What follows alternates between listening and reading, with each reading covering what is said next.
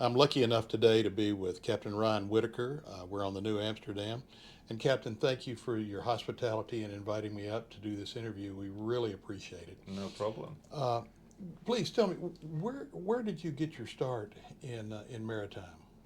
Oh, well, thanks, Frank. Yeah, so I started off as a 16-year-old actually, having finished school. I was didn't really want to go back into further school education, and my father was a seafarer, so I always had that background. So I was lucky enough actually to be accepted with another Dutch company at the time as a cadet, and that was with Shell on the oil and gas tankers.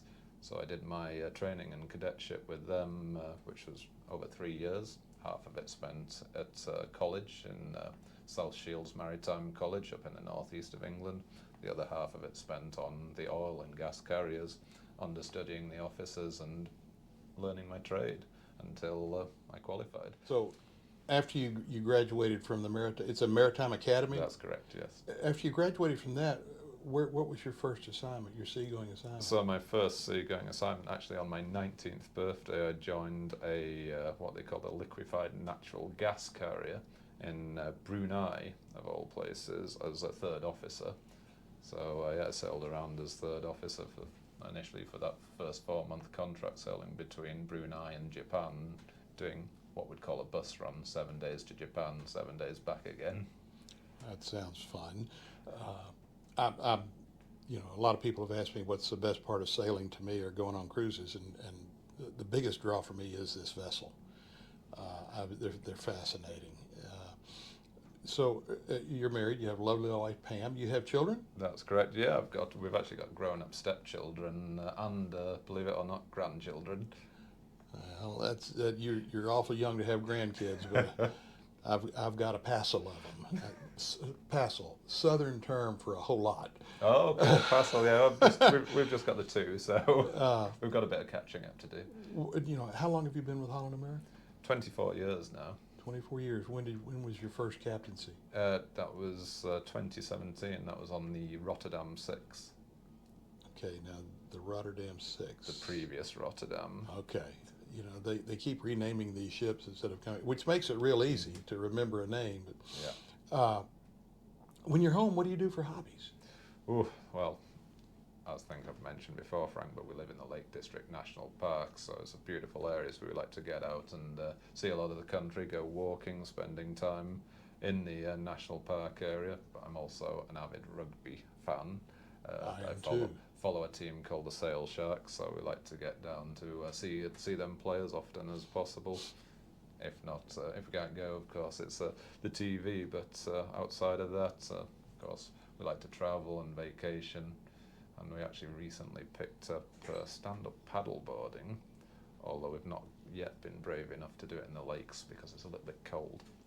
Well, you mentioned rugby. I'm an All Blacks fan, and gathered a much greater appreciation for rugby by watching it aboard ship, Mm-hmm. especially in the South Pacific when we were down there. It was wonderful. Do you do you have anything that you could relate to us that you exceptionally love about working for Holland America?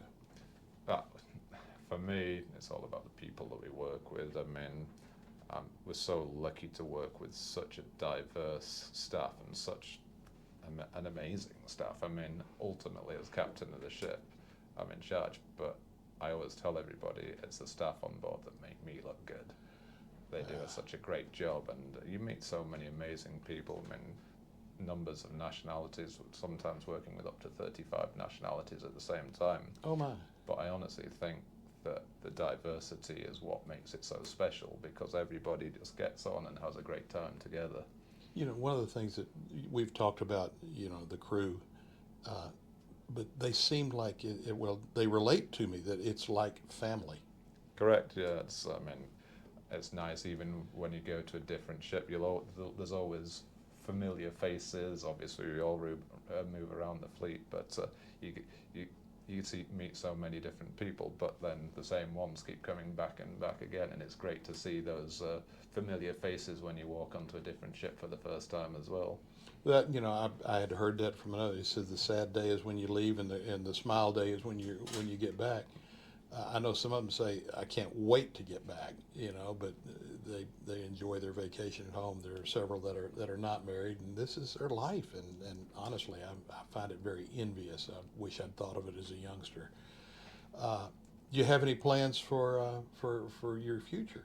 Oh, well, um, I guess the initial future, I'm quite happy sailing around as captain. I mean, yeah, it's ultimately it's the job that when I first came to sea, I aspired to have, right? Absolutely. So it's a very rewarding job. I get a great deal of pleasure out of mentoring our officers, especially with manoeuvring the ship in and out of port. You see, when you allow a junior officer to dock the ship or undock the ship, the joy that they get out of it. So that's one of the great parts of the job. So at the moment, I'm very happy doing a captain's job. It's You know, you just hit on something. We were on a cruise last year, and the captain, when you know your departure this morning, was commanded by third officer and the name, and you know it was good to hear, and he was mentoring. You know, That's correct. You know, he says naturally I'm in charge, but these young officers need to learn it. How many cadets have you got on board? At the moment, we only have the two, one on the nautical side and one in the technical department in the engine room. So, when they're cadets, are they guaranteed a contract when they? Um, I wouldn't say they're guaranteed a contract, but we're always in the need of junior officers. So provided they go out and get qualified, we hire the majority of cadets that we will put through. They're the future of the line. They are, yeah. We have to train the future, otherwise we're going to run out of officers, obviously. I don't think you're going to run out. You've got a lot of really good people. I have been privileged, and it has been a privilege to get to know a lot of you in the last about since that dread disease hit that I will not say the name of. Since that, I've become friends not only when I'm aboard, but I communicate with them by email or instant message, and you know I make it quite plain. If you're ever in the States and you want to swing by a lake, come on. Great. Is there is there any position elsewhere in this company, if you were not going to be the captain, what would it be? It's a very tough question, Frank, and I've thought about it a bit. You know, I'm probably going to get slated for it, but my father was a seagoing engineer, so I guess it would have been fantastic to really have experienced it from his point of view. So maybe to have actually been an engineer and seen the difference between the two. I mean, it's always been something that's been slightly in the back of my mind. It's like, should I have gone down the engineering route? But yeah, I guess we'll never know. I had you talk about being an engineer. I asked one captain the same question, and his response was, "I'd like to get into planning future cruises." Yeah. And I was kind of struck by that, and it kind of made sense. He's been at sea for years, and he could work shoreside and still have the. Without a doubt, obviously, we have the background to help with the planning side of things. But I just don't see myself being ready for a life away from the ship, and I just enjoy sailing. I can quite understand it. Captain Ryan, I appreciate you taking the time to visit with us. It's been great. Yeah, thank you.